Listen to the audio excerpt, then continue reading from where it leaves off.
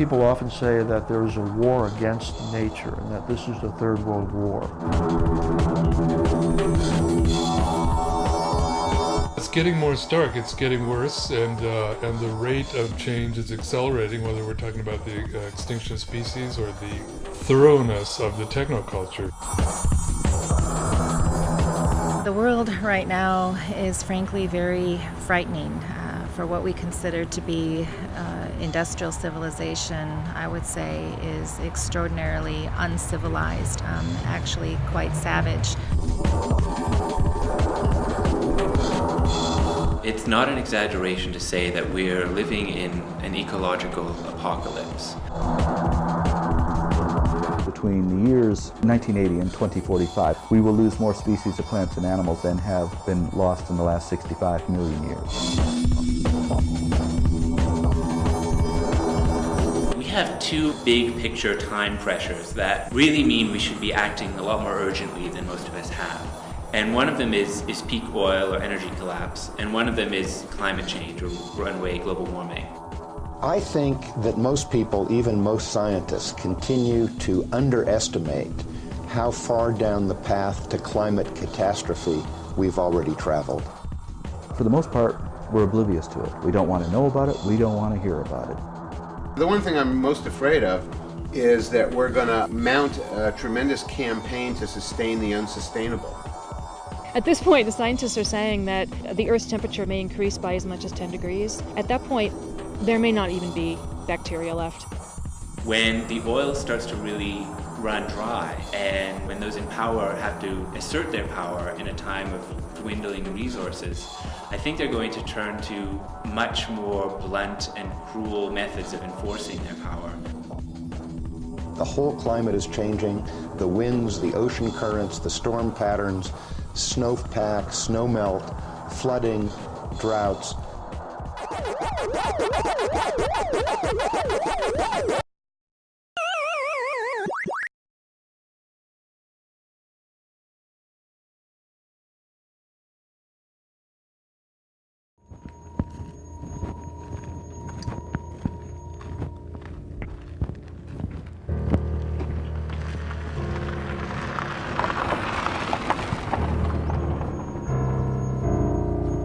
It's stunning how fast the destruction is proceeding.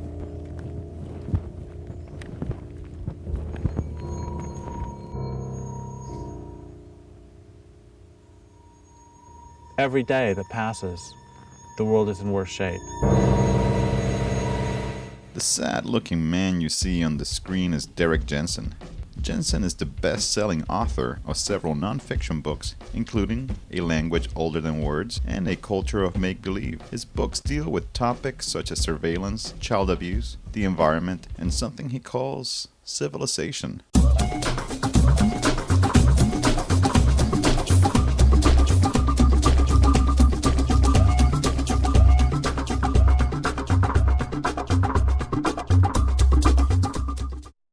But it's statements like these that make him so controversial. They're thinking of raising the Shasta Dam in California, and the reason that Senator Feinstein gave was, it is Californians' God-given right to water their lawns.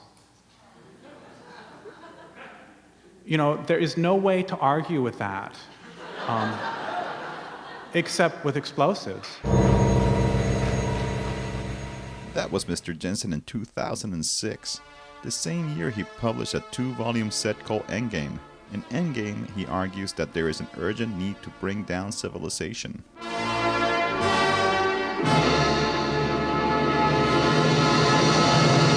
If people would have brought down civilization 100 years ago, people in the Pacific Northwest could still eat salmon. There's going to be people sitting along the Columbia 50 years from now, and they'll be glowing for one thing, but they'll be starving to death, and they'll be saying, I'm starving to death because you didn't take out the dams that killed salmon. And those dams were used for barging and for electricity, for aluminum smelters, for beer cans. So, God damn you. He lays out his case against civilization by enumerating 20 premises. Due to time limitations and the fact that most people would not tolerate a 20-hour movie, we will explore 4 of these premises and accompany them with real-life examples. Industrial civilization, civilization itself, but especially industrial civilization, is not and can never be sustainable. It doesn't take a rocket scientist to figure out that any way of life that's based on the use of non-renewable resources won't last.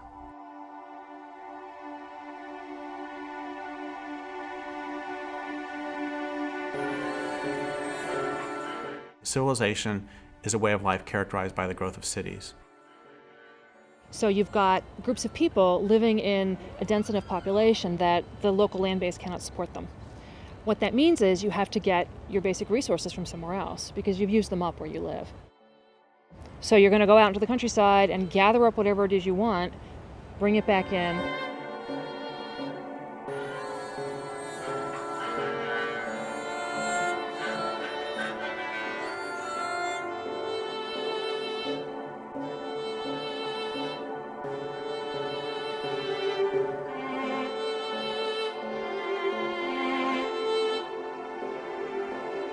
If you require the importation of resources, what that means is you've denuded the landscape of that particular resource.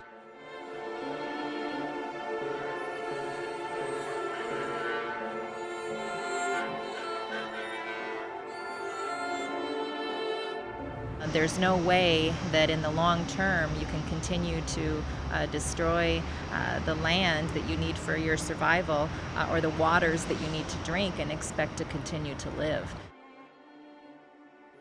Industrial civilization requires ever-increasing amounts of energy and ever-increasing amounts of land, ever-increasing amounts of resources of all kinds in order to perpetuate itself, in order to continue to grow, in order to just maintain itself. And we live on a finite planet, and those aren't available. Of course, unfortunately for us and most living creatures, that culture won't stop until it's consumed as much as it can, or of course until we stop it ourselves.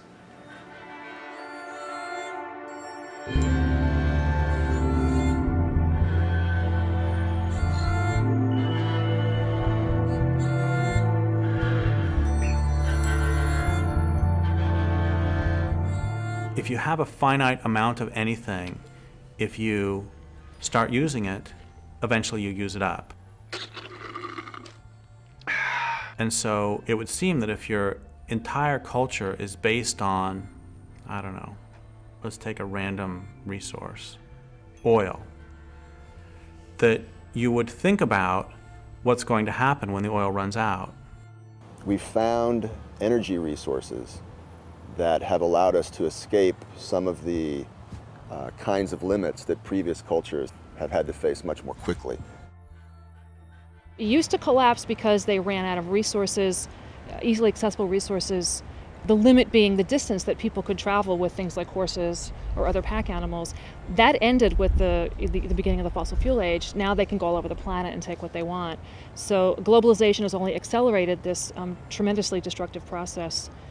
We've poured our wealth into building an infrastructure for daily life that has no future. I do think that the oil problem is going to accelerate within the next 3 to 5 years, maybe even sooner. The numbers indicate that we've probably peaked in global production.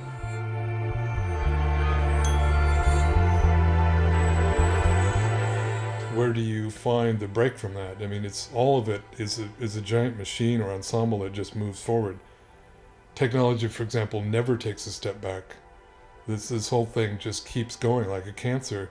I don't know of any civilization that's been sustainable. I don't believe there ever has been one.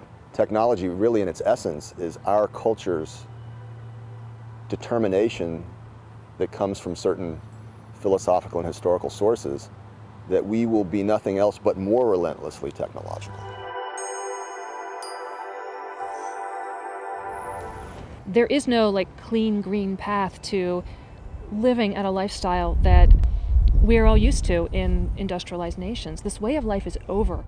Civilizations are often cutting their own throats very visibly, very obviously, but they just keep on doing it. Every civilization is defined by hubris. It's defined by its denial to recognize that it lives in a natural world. As a matter of fact, every civilization in its founding lies elevates itself above nature and claims that it is the controller of the whole world.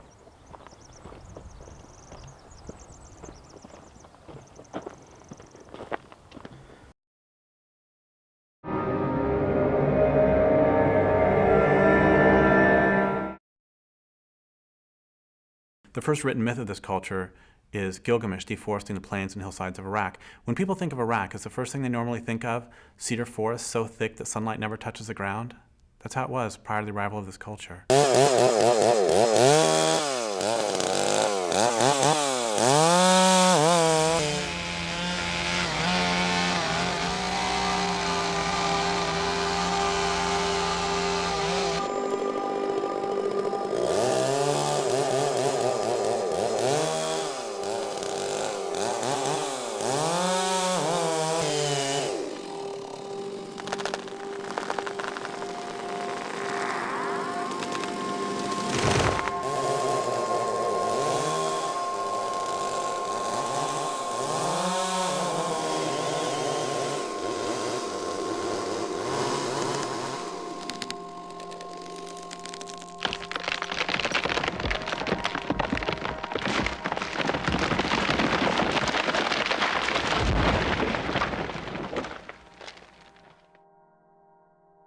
So as a longtime grassroots environmental activist, and as a creature living in the thrashing endgame of civilization, I am intimately acquainted with the landscape of loss, and have grown accustomed to carrying the daily weight of despair.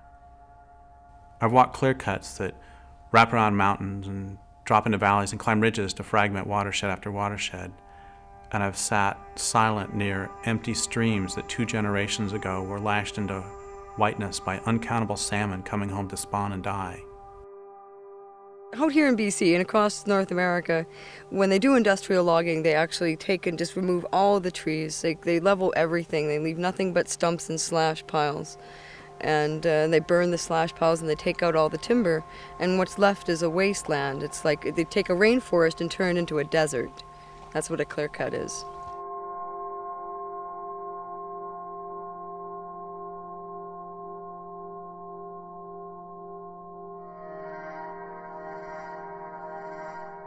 They use them for pulp. They export them whole to the United States and to Japan.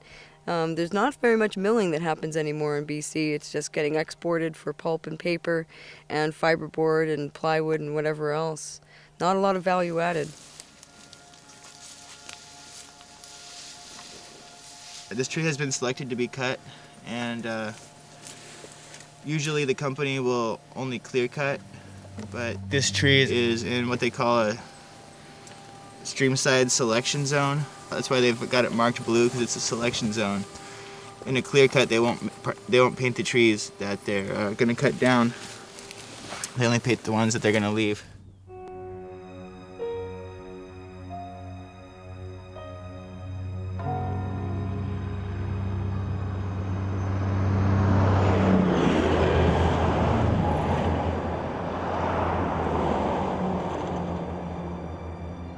There's still a strong push to harvest as much of the western red cedar as they can. They're bringing in huge helicopters to do that. And they're high grading, selecting only the really good high quality timber and leaving the rest laying there, in a junk heap. So that's why we keep on, fighting back.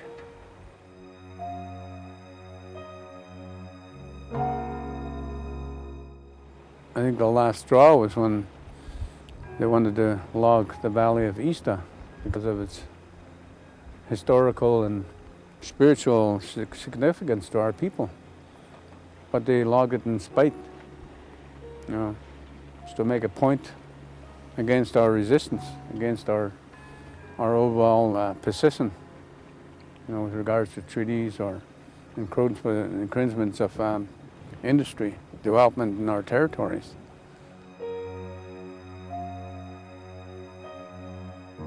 In a lot of these areas, like this clearing behind me up on the hill, you can see the soil is exposed. The ultraviolet kills off all the mosses, the funguses that hold the forest, hold the soil together. When the stumps rot and the roots die, then the slopes slide. And often there's not much regrowth. There's no regeneration of the forest. They do some replanting. It doesn't always work because there's no soil left. It washes down into the streams. It kills the salmon. It fills up the reservoirs. It causes all kinds of flood damage downstream. That's terrorism. Stripping down all the trees, ripping out the trees in the forest, and now they're going to rip out the guts of the land with them, looking for copper and gold. And there has to be some kind of focus to address the injustice to our people, the injustice to the land, to the water, to the wildlife, the injustice to the marine life and the salmon life, and the injustice to the people that want to stand up for it. When we block the road, these trees are very valuable, and the laws are all profit-driven. They're all driven by the corporations. The police are there to enforce the corporations' right to log, not to enforce our right to stop them and protect the ecosystem. There's so little that's left of the old-growth forest like this that we see on the sides here, that people are putting their bodies on the line. They are willing to make huge sacrifices to stop the forest from being sacrificed, and the water and the air quality and the global climate.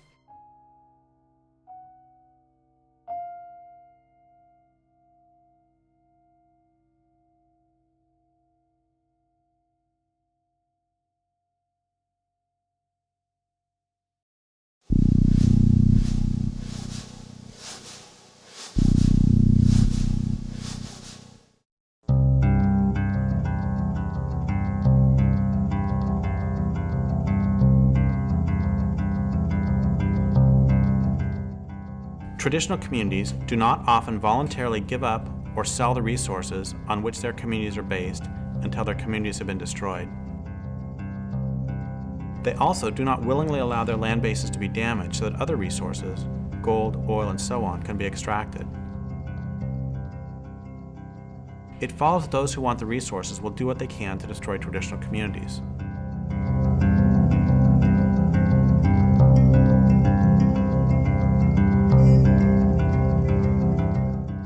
Our people, we say, have been there since time immemorial.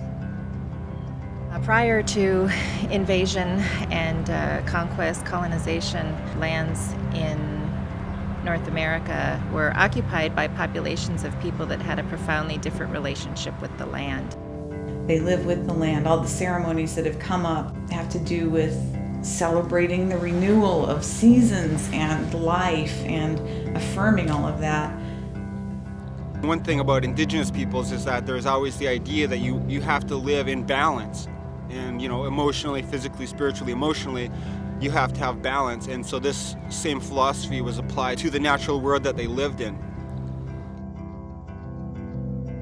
The Tolowa, on whose land I now live, weren't civilized. They didn't live in cities. They didn't require the importation of resources. They lived in villages, camps. And they lived there for 12,500 years if you believe the myths of science.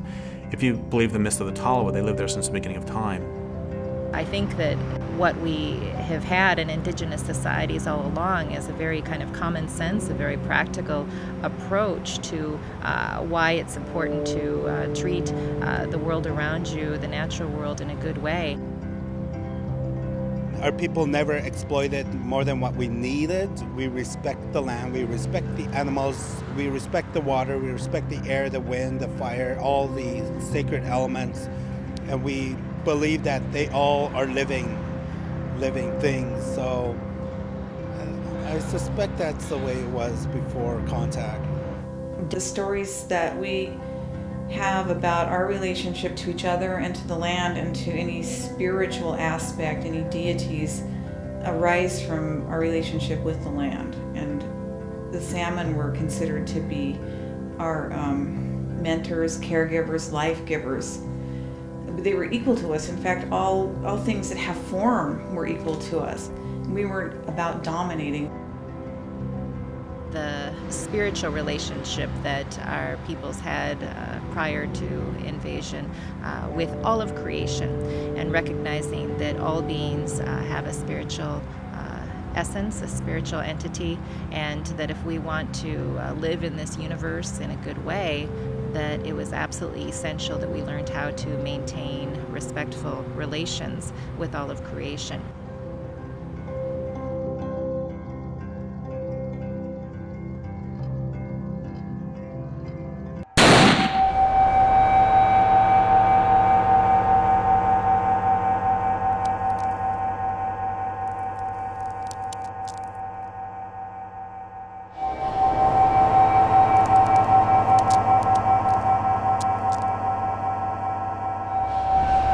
When Europeans came to this land, it was with such a rapacious appetite. It still has not been sated. They brought Christianity, they brought colonization, and certainly they did bring civilization. They came in and they were sent with this commission, they felt apparently, to dominate the land, and it was just basically there for the taking. These people would accept beads or just kind of get out of the way, and of course they had superior firepower at that time too. Right off the bat with Christopher Columbus landing in the Caribbean region on what is today Haiti and the Dominican Republic, they initiated almost immediately a genocide down there that depopulated most of the nation there, the Taino and the Arawaks. And one of the main things that happened was the introduction of diseases, which was basically biological warfare. The smallpox was spread through tobacco and blankets and given to the Indian people. So it didn't take them long to be decimated because they were pure. And the smallpox was vicious, very vicious. When Europeans came, much of what they were interested in was rapid resource exploitation. They wanted to get wealthy in the New World. And as they were seeking that wealth, they worked with indigenous nations to undermine traditional economies and undermine the relationship that indigenous populations have with the land so that indigenous peoples could then do the work of resource exploitation and extraction for the Europeans so that they could get wealthy. In imposing those things on indigenous peoples, of course, they destroyed indigenous peoples and their nations and their way of life. Generally, indigenous peoples suffered 90% or more depopulation rate upon having contact with Europeans. It was a genocide, war for territory, because the Europeans wanted to take the resources.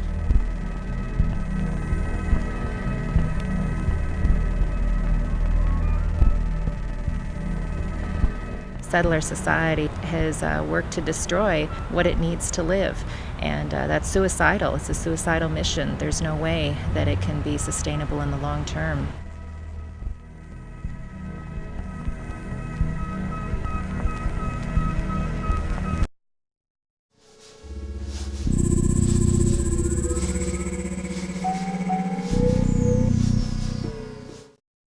I gave a talk in Oregon a couple years ago, and this guy afterwards said, you know, you talk a lot about this culture being based on violence, but I don't see it. You know, I'm not violent. And I said, okay, first off, where's your shirt made? And he looked, and it was made in Bangladesh. It's like, look, do we even need to talk about that? He's fucking faking he's dead. Yeah, he's breathing. He's faking he's fucking dead. Yeah, he was playing. Our way of living, industrial civilization, is based on, requires, and will collapse very quickly without persistent and widespread violence. Arcing upwards into the 7th plus. A large explosion. Wow. I'll just take a couple eggs. How many do you want? Two. Two is good. Okay. And then what next? Some ham. Great. Tomato. Okay. How about that? Okay. Some onion. Onion. Ooh, and cheese. Everything then, right? Okay, You want yes, everything. Okay. I understand. Okay. We'll just pop this on. Now watch. I'm chopping the ham and veggies, grating the cheese, and whipping the eggs, all in 3 seconds. The machine that just made those smoothies for Berman and Fred will make an omelet. There's not much time left to get this beautiful Hope Diamond necklace, less than 50 seconds. Joanne? Absolutely, John. You're going to want to give us a call up to get this beautiful Hope Diamond necklace. This is a 45.52 carat diamond surrounded by 16 white diamonds. It has a platinum chain bearing 46 more diamonds. These are 12 4-ounce Southern barbecue chicken breasts. These Stuff and Gourmet farm fresh chicken breasts come from their barnyard to your backyard. They're wonderfully marinated and guaranteed to be tender, juicy, and downright delicious. Fine-tune those measurements. We keep them on file. They're saved there on our computer. Go back into the section where you reorder and fine-tune those measurements for us. And then we'll have a chance to send you another pair of customized jeans that we really believe are going to fit perfectly. So we're going to do a countdown starting from 5. Everybody got to help me out here. 5, 4, 3, 2, 1. Oh!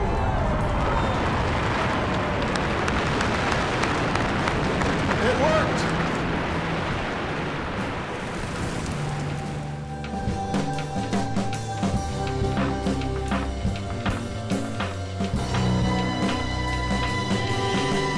Second, I said, okay, do you pay rent?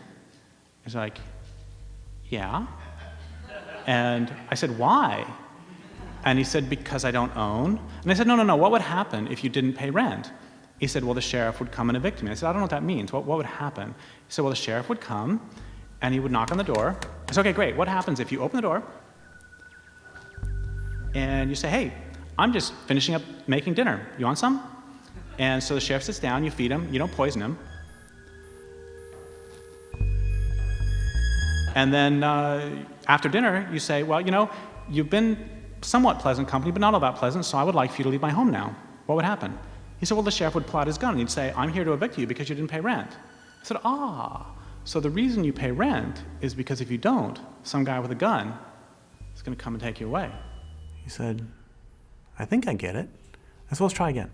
What happens if you're hungry? So you go to the grocery store and you start eating. What's going to happen? So we're going to call the sheriff. I said, yeah, it's the same guy who's going to come with a gun and take you away. He's a real asshole, isn't he? So one of the reasons we don't see a lot of the violence is because it's exported. And another reason we don't see a lot of the violence is because we've been so metabolized into the system that we bought into this strange notion that it's okay to have to pay to exist on the planet. That's really, really weird. And if you don't pay, then some guy with a gun is going to come and bad things are going to happen to you.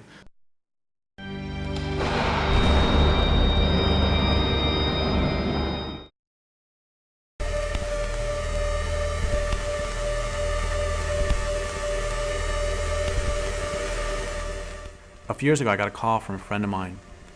She's an environmental activist. She was crying, and she said, this work's just killing me. It's breaking my heart. I said, yeah, I know, it'll do that. And then she said, the dominant culture hates everything, doesn't it? I said, yeah, it does, even itself. She said, it has a death urge, doesn't it? I said, yeah, it does. She said, unless it's stopped, it's going to kill everything on the planet, isn't it? I said, yeah, it is, unless it's stopped. And then she said, we're not going to make it some great new glorious tomorrow, are we?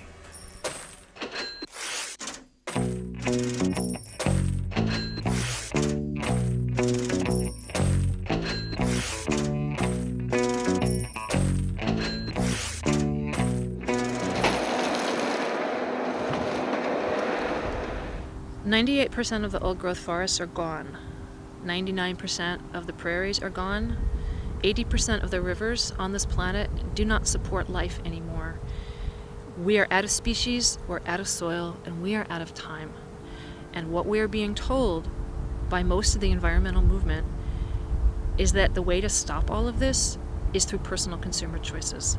By simply purchasing our product, the consumer can make a small, easy step to a greener earth. So by taking that one roll and buying that one roll, you can help save millions of trees. I think we can really look at the history of the environmental movement to tell us a lot about why it hasn't been working. There was a lot of pretty radical and militant environmentalism happening, especially in the 70s and 80s. In a lot of ways, that was kind of a heyday for environmentalism. You know, Greenpeace was founded. It started to become very mainstream in some quarters to be an environmentalist. And then there was also a shift around that time when corporations realized that they could sell a lot of things by calling them green.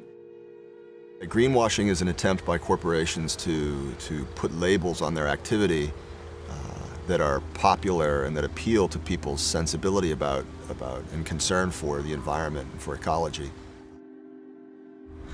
For the vast majority of people within society today, that there's a total sense of denial and disconnect between what they think is good and right and then their actions as a society or as a civilization, especially as it relates to the natural world. I have a real problem with a lot of the, quote, solutions, end quote, that are put forward by people because they confuse what is real with what is not real. What they do is they take the industrial economy as a given, how can we save the industrial economy, and oh, it would be nice if we still have a planet.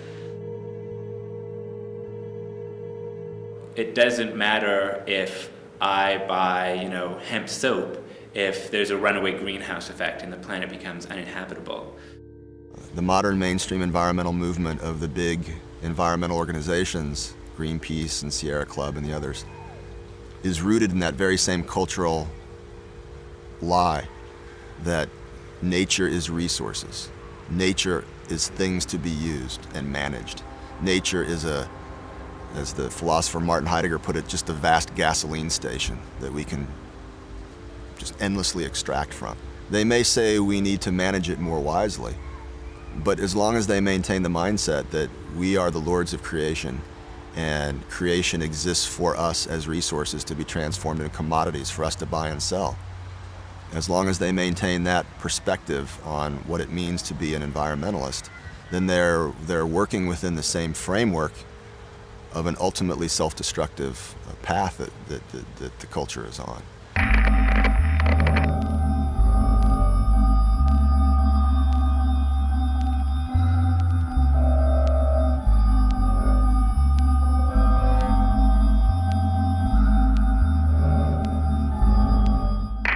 The marketplace is also going to be very important. Many customers have been pushing for change in the boreal forest. The Forest Products Association and its 21 member companies are responding to the demand for greener products. And that marketplace is going to pay close attention. If the change isn't happening, then they're going to put pressure on the parties who are part of the agreement, the environmental organizations, the forest products companies, to do the things that they've set out to do. And they will reward the companies when things begin to be implemented and the change happens on the ground. Fully confident of that. One interesting piece of the agreement is with Greenpeace, David Suzuki, Forest Ethics, Canadian Parks and Wilderness on our side. When someone else comes and tries to bully us, the agreement actually requires that they come and work with us in repelling the attack, and we'll be able to say, fight me, fight my gang. I personally have no use for large institutionalized environmental organizations. I think they're more of a problem than a help.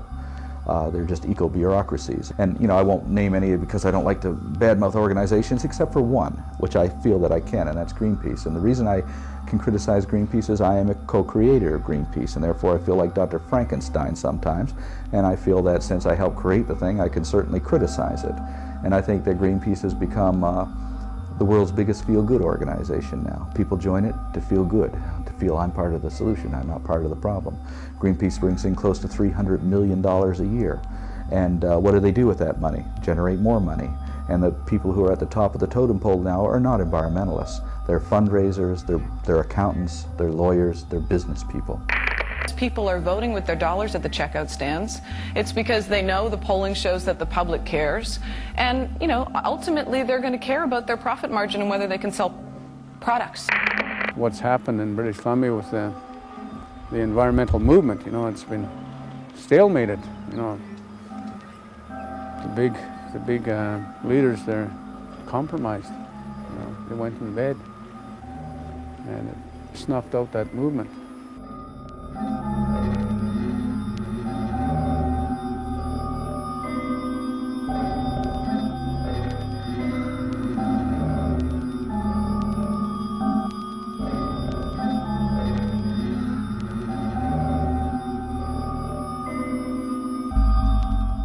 So what happened was there was direct action, there were blockades, there was an international market campaign that put a lot of pressure on the companies that were logging in the Great Barrier Rainforest. But the end result was that all fed into a closed-door negotiation with Sephora Berman leading the negotiation, or as chief negotiator on the conservationist side, where a lot of the groups that actually did the work, the direct actions, and did the market campaigns were shut out of the process.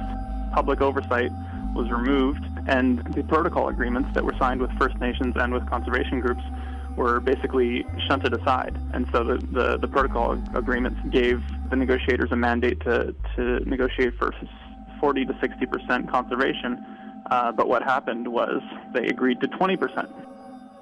It's not strange to me when people tell me that Oh, you know that the former president of Greenpeace now works for the logging industry of Canada. The former president of Greenpeace Australia now works for the mining industry. The former president of Greenpeace Norway works for the whaling industry. See, because it's just one corporate job to the next.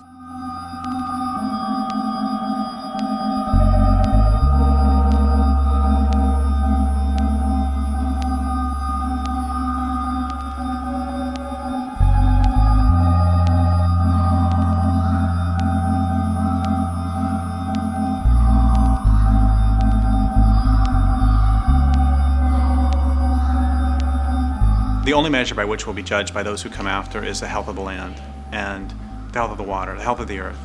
They're not going to give a shit as to whether we recycle. They're not going to give a shit as to whether we wrote our legislators. They're not going to give a shit as to how hard we tried.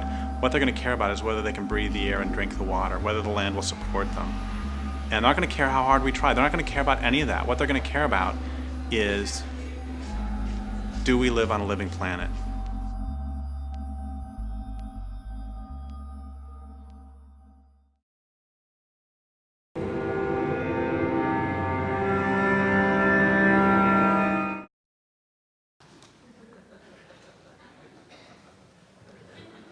Okay, so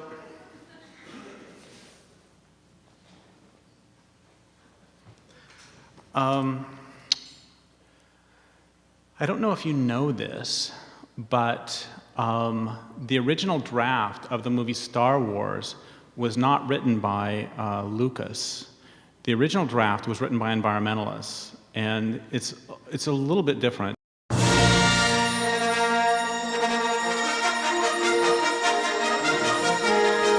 For one thing, it wasn't actually called Star Wars.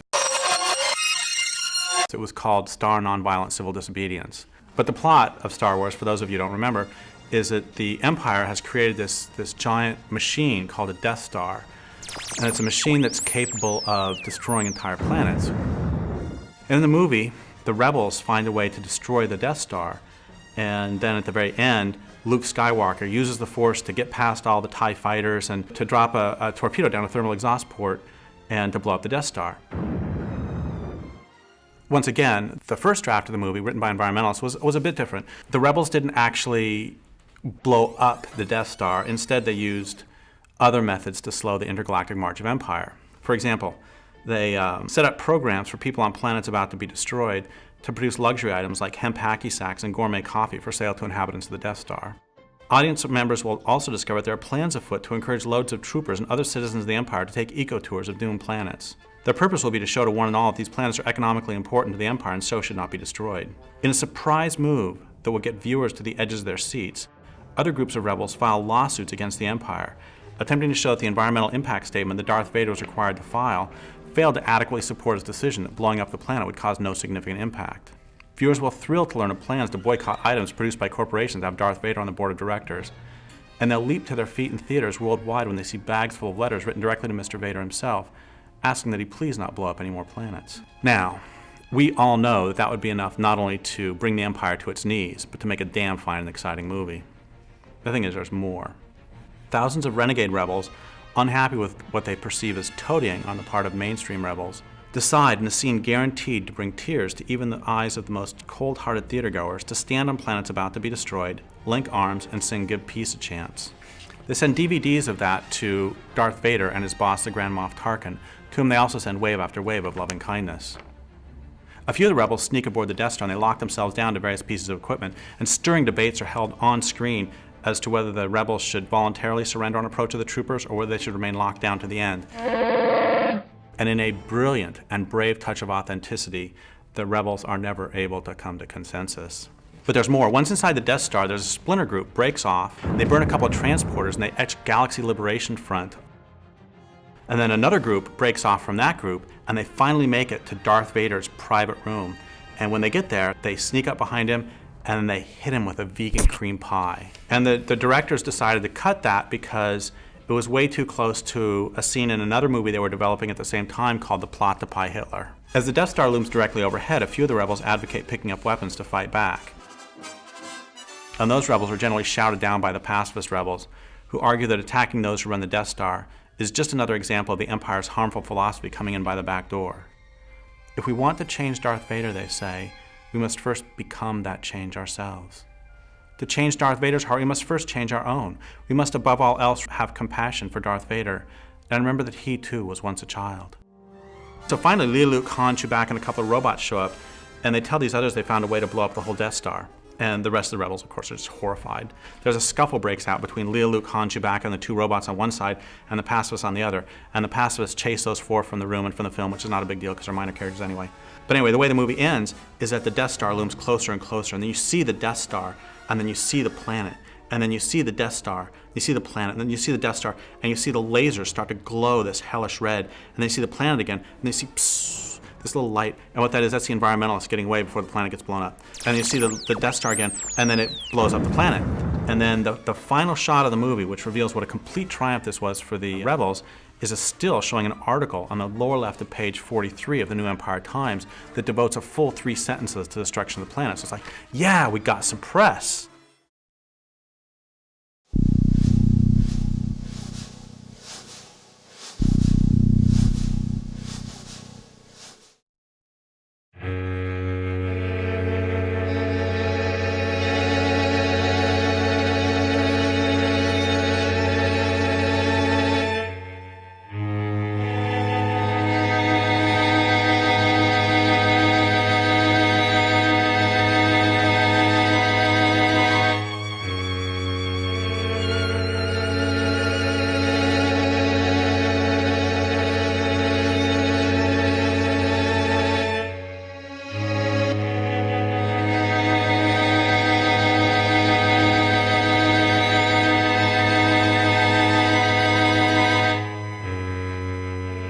The public really needs to understand that no combination of alternative miracle fuels or biodiesel or ethanol or nuclear or sun or solar or used French fried potato oil, no combination of these things is going to allow us to keep a happy motoring society going. We are using up all the very easily accessed energy sources, and we've really built this huge way of life based on cheap oil, essentially. The world as we know it, which relies entirely on oil to function, is nearing its end. We are headed for the crash. That oil is not going to come again.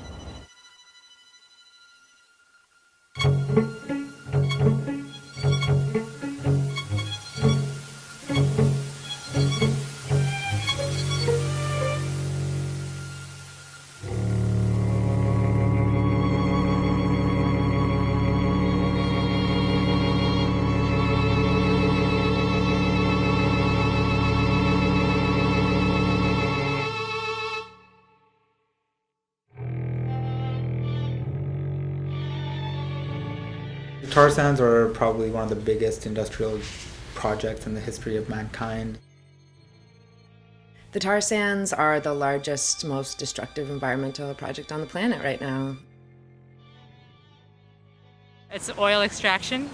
It's some of the dirtiest oil on the planet, which means that it takes the most energy to extract. And the reason that we're extracting this particular brand of dirty oil is because there's no other oil left to extract. Tar sands really aren't oil. Effectively, the process by which you mine and refine tar sands is effectively adding about 100 million years of development through a synthetic process.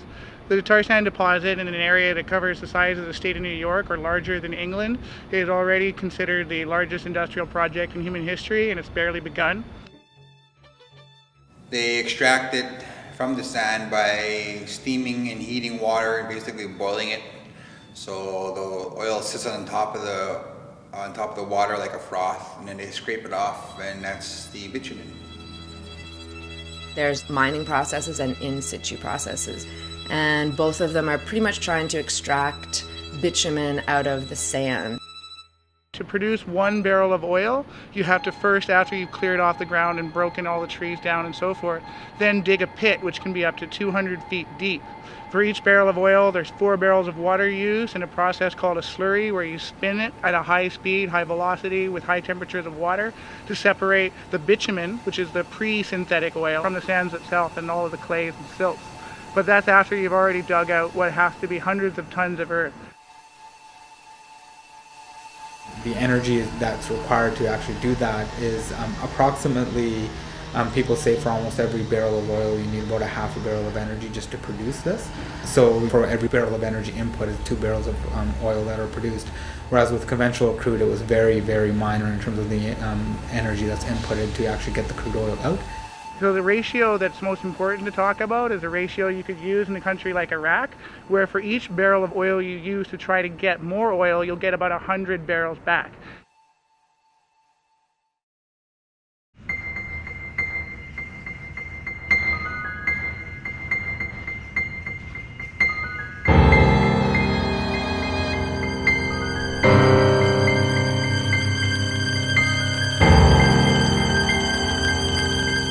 The Athabasca River, which runs through northern Alberta, where you have like many different native communities living along the river, is being sucked of its water to fuel the tar sands operations.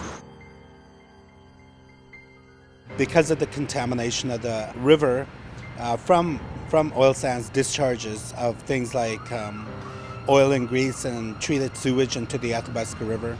And sometimes there's accidents of spills of these toxic chemicals directly into the Athabasca rivers. The community of Fort Chipewyan, both the Mikisew Cree and the Dene Chipewyan First Nation, who have been fighting and really at the front of like raising the alarm about what's happening, and their community has been seeing all this rise in rare cancers, autoimmune diseases, arsenic in the land, the moose meat, the fish are high levels of heavy metals, mercuries. Basically, the whole environment up there is contaminated. How this is affecting my community is that it's killing off the people of Fort Chipewyan. It's what I've called before a slow industrial genocide. I buried my auntie, I buried my uncle, I got an auntie living with it. And this is a war for our lives because the government is allowing the people of Fort Chip to die. The tar sands are not only fueling the destruction of the second fastest rate of deforestation in the world outside of the Amazon River Basin, they're already the second fastest contributor to climate change in North America. And with the goals of production that they're talking about, the CO2 emissions will make it so the only way you could outstrip a climate change contributor for all of North America would be to combine all of the coal-fired power plants from Alberta to Arizona and in between across all of North America. I think that the tar sands is the absurdity of still desiring oil when we know so well that, for example, fresh water is just an elemental part of human existence, and that we're running full force towards extracting these last little bits of oil to sustain this plastic culture, this plastic civilization, to the destruction of the environment in which we can live. People say it's like the world's addicted to crack, and this is like the dirtiest and most disgusting form of crack that'll keep it addicted for a lot longer, right? Like this is actually what it is. It is the most insane thing that people are doing.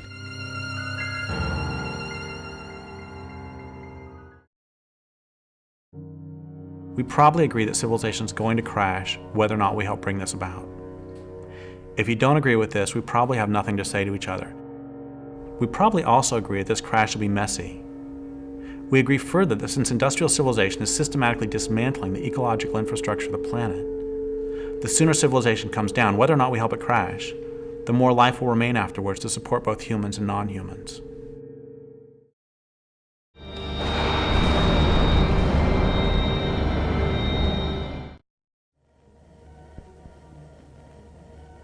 The genesis of Endgame, really, the book, was really because I did some talks around the possibility of fighting back, and the response by the audience was really predictable.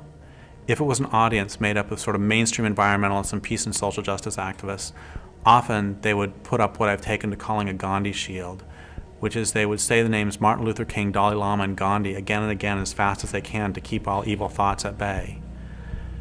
And if it was grassroots environmentalists, they would do the same thing, but then they would come up to me afterwards and they would say, "Thank you so much for bringing this up."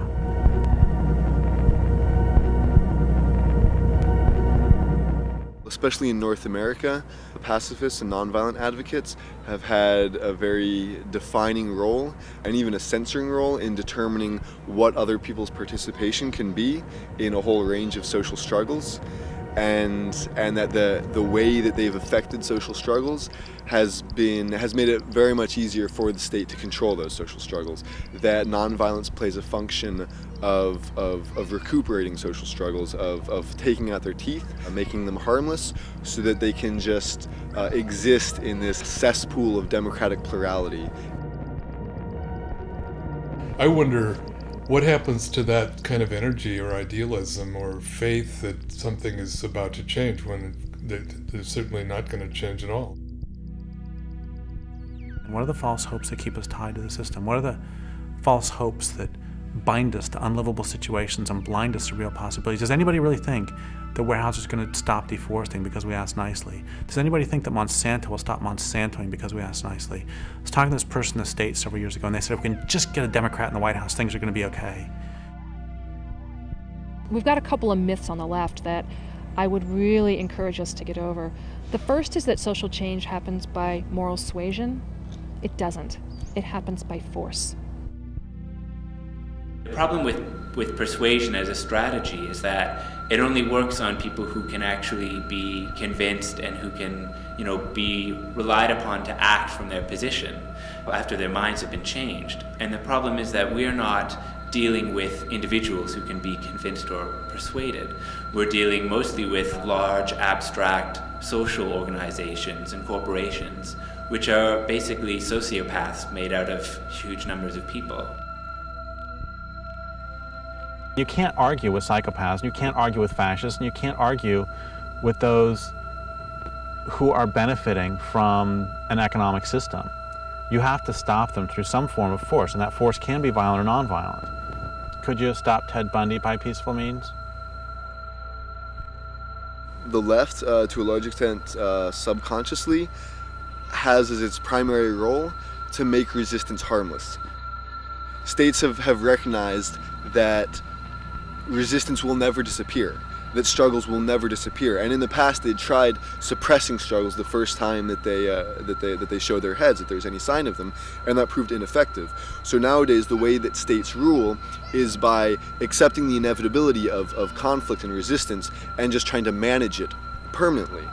Keep the march going. There's nothing happening here. There's nothing happening, just one more line of police. So please keep the march going. Social movements in North America are locked into this pacifist doctrine that is imposed by the middle-class reformists who want to control the movement and dictate how it conducts itself. Advocates of nonviolence, they frequently say that nonviolence works, and the principal examples that they use of that are Gandhi in India and Martin Luther King in the US. The problem with that is that this constitutes a really great historical whitewashing, that in fact the resistance in India was incredibly diverse, and Gandhi was a very important figure within that resistance, but the resistance was by no means pacifist in its entirety. Gandhi gets used as a way to shut down conversation. Especially in the West, Gandhi's used as a way to sort of quell any ideas of either direct action or what's perceived as violence, or sort of like, resistance that goes beyond what is seen as sort of like a pacifist or a peaceful means of resistance. For years, I really bought into the whole Gandhian myth that is really sort of forced down the throat of activists in the United States. And the people who disabused me of that myth were when I first actually met some people from India. The people I talked to certainly didn't deify him, and many of them despised him. And they felt he was a collaborator, and he was somebody whom the British could work with. Gandhi's very well known in the West, but when you go to India, there's a freedom fighter and revolutionary leader called Bhagat Singh, who's in India probably almost as well known as Gandhi, as a part of the independence movement and sort of a leader in the independence movement. But in the West, most people probably have never heard his name.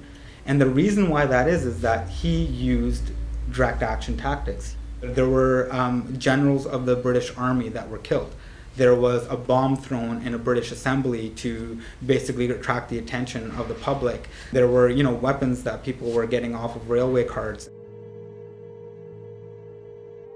With Gandhi and the Indian National Congress, where you had the moderates and the extremists. The moderates were legal constitutional reform was their only method, and they were criticized for being a middle-class clique, for being too slow, for being too legalistic, and for being basically ineffective. The extremists, on the other hand, were being accused of being too aggressive, of being too fast and reckless and irresponsible.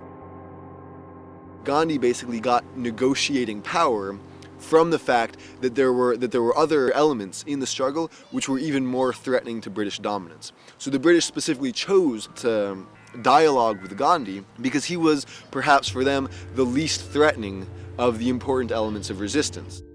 Gandhi came in as being the middleman. His theory of nonviolent passive resistance seemed to be a bridge between the extremists and the moderates. The British were bled white after World War II and didn't have the morale left anymore for a big fight, and they helped choose somebody that they could work with. They knew a revolution was coming and they wanted to blunt it as much as they could. India went from being a colony to a neo-colony. The British were still able to maintain their interests less directly with Indians being in positions of management.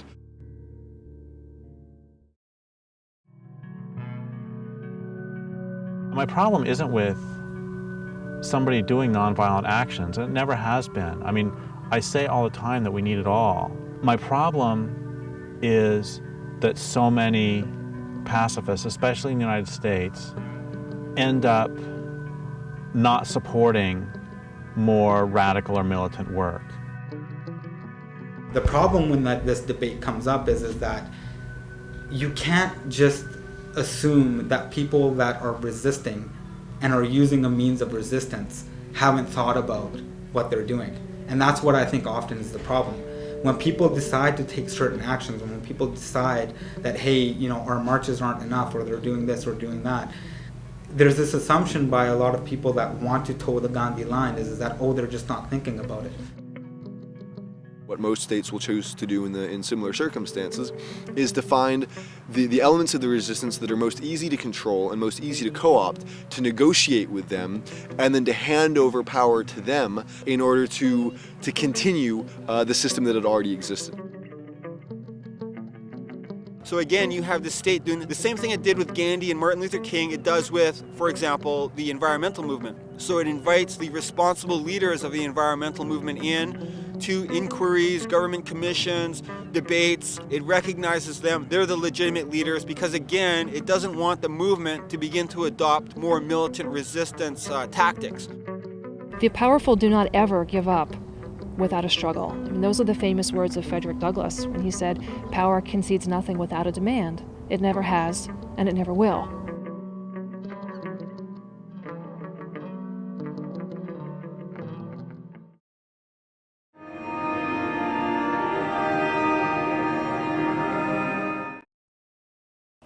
If we use more efficient electricity appliances, we can save this much off of the global warming pollution that would otherwise be put into the atmosphere.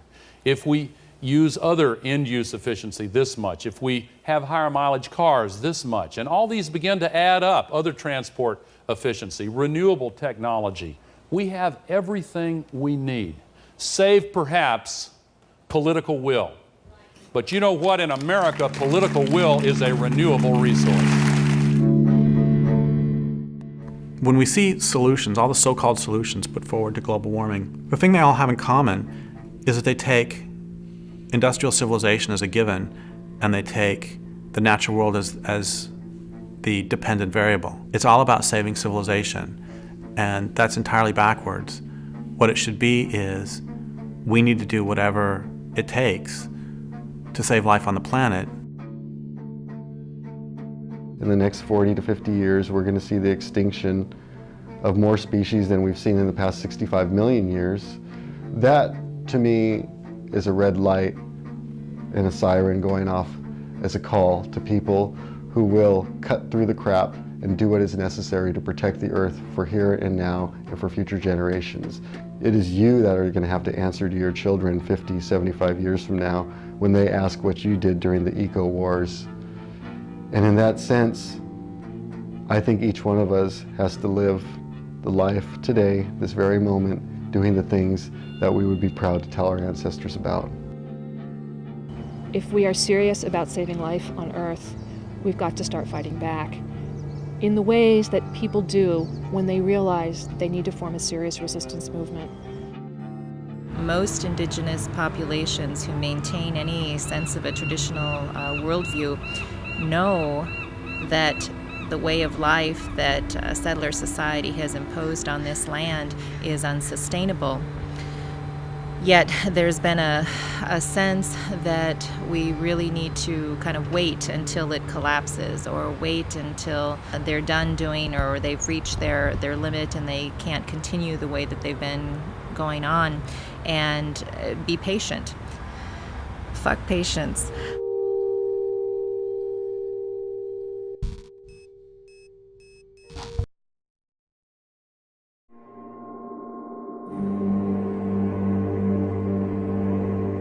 I think really the big problem is power, and that's something that liberals have a lot of trouble kind of thinking about or wrapping their heads around.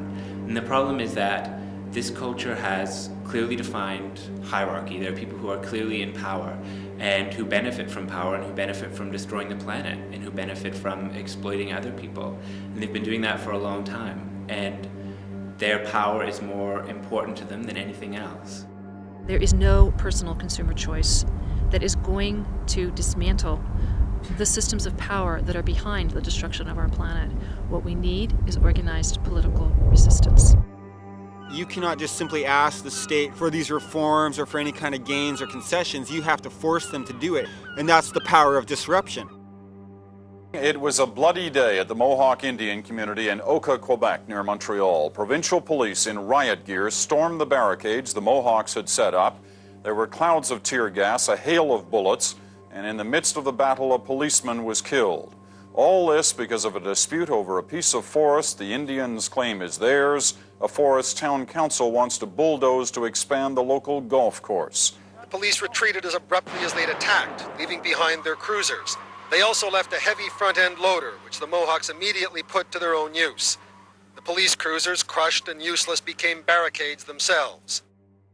We treat these trees and the land like our mother. These people are raping our mother. What would you do if they raped your mother? These politicians are servants of the system. It's their job to keep it going. It's their job to keep profit rolling in for the ruling class. And they will never, ever act in the people's interests or in the interests of the planet. It doesn't matter what we say. The only thing that they will respond to is force and the threat of social disruption. And even if we allow them to stay in power, they will always take back any gain that we manage to get from them.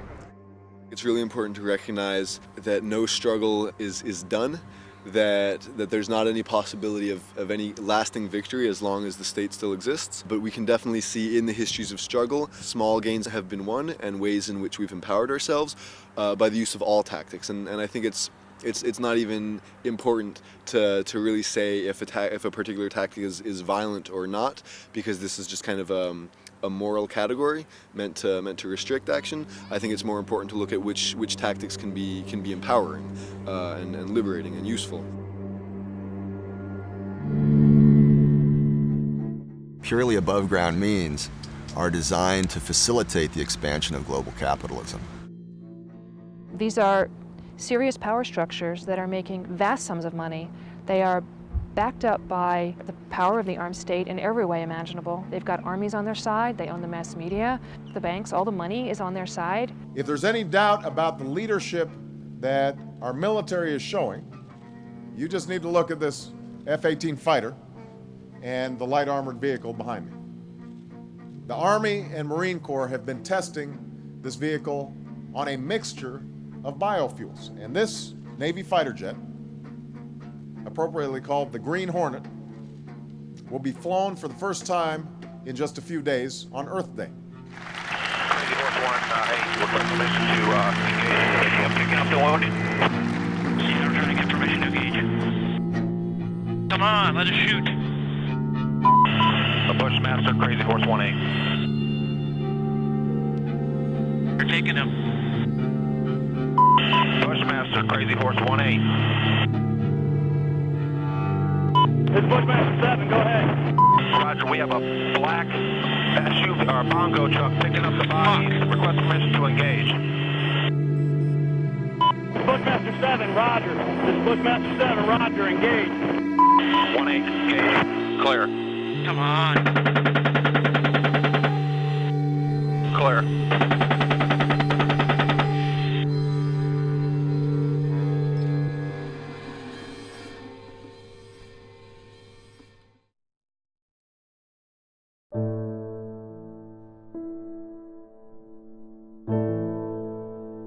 So if the law will not do the right thing, other people will have to do the right thing, and they'll have to do the right thing by breaking the law.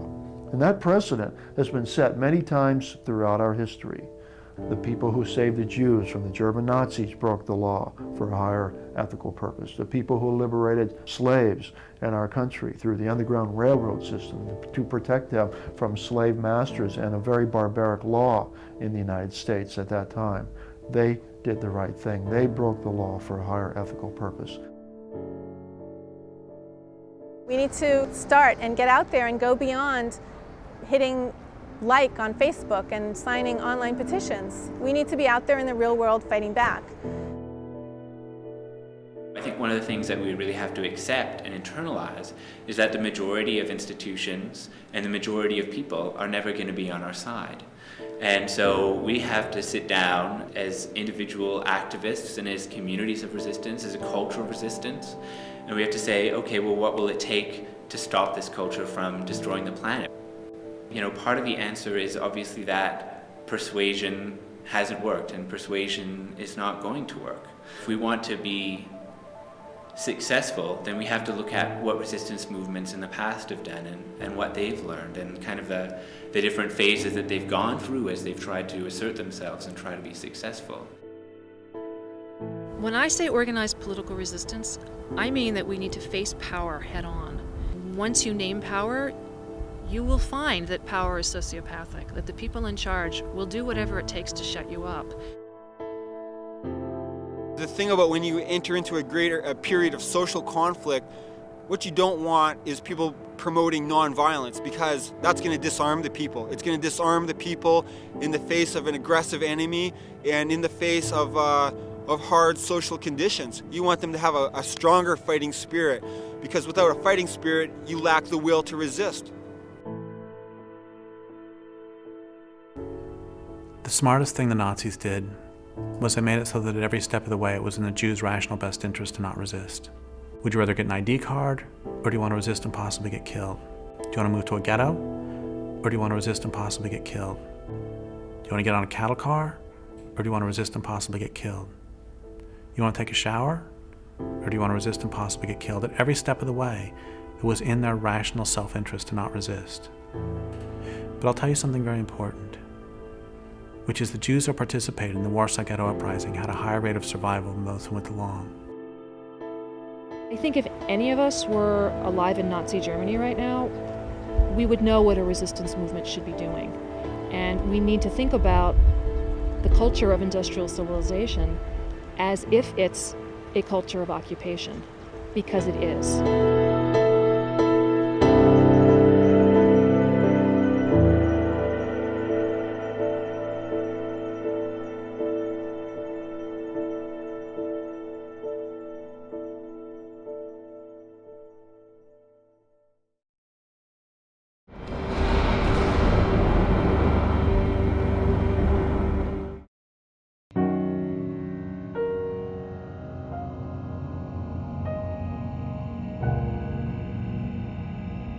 If Nazis or other fascists took over North America, what would we all do? What would we do if they implemented Mussolini's definition of fascism? Fascism should more appropriately be called corporatism, because it's a merger of state and corporate power.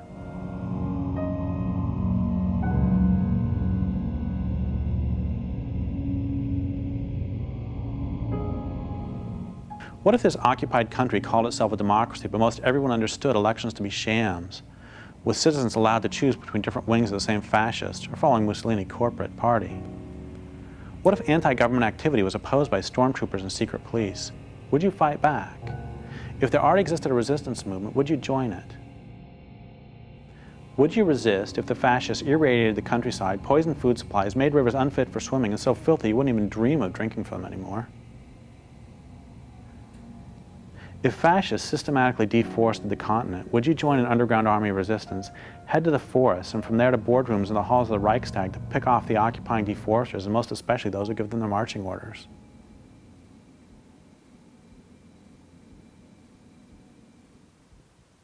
Give me a threshold, give me a specific point at which you finally take a stand. If you can't or won't give that threshold, why not?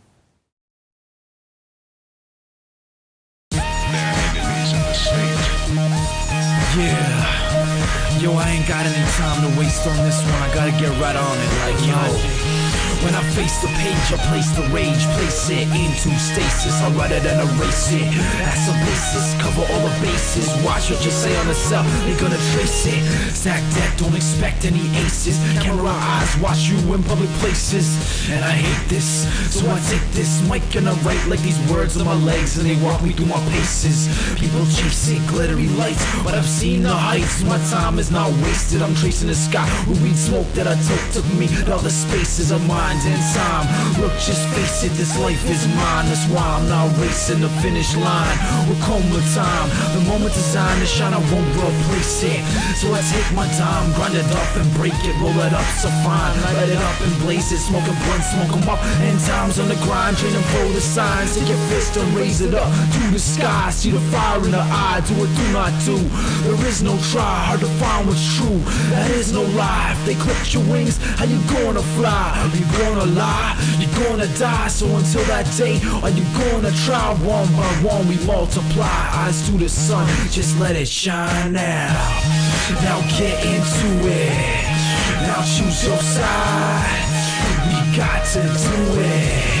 The time is right. Now get into it. Now change your life. Only you can do it. The time is right.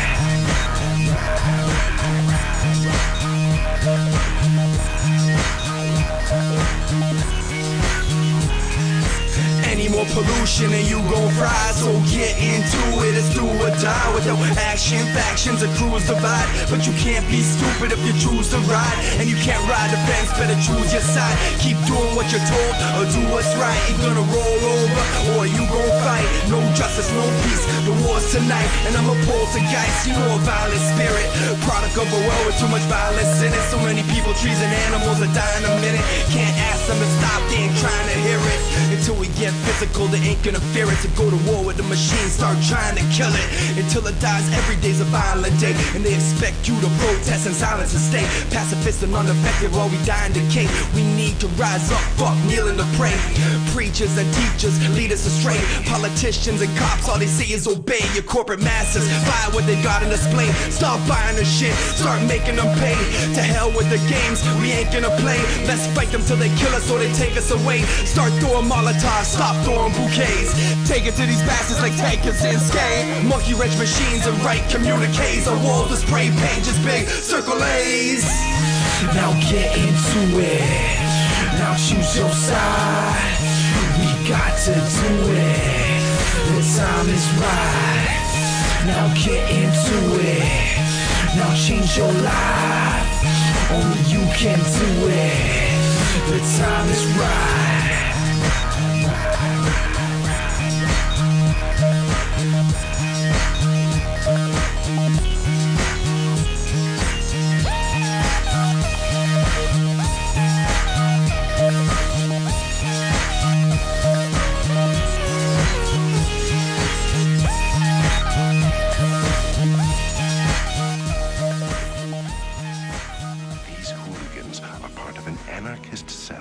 Agents have been tracking for weeks. If you listen to them, you're playing right into your own destruction.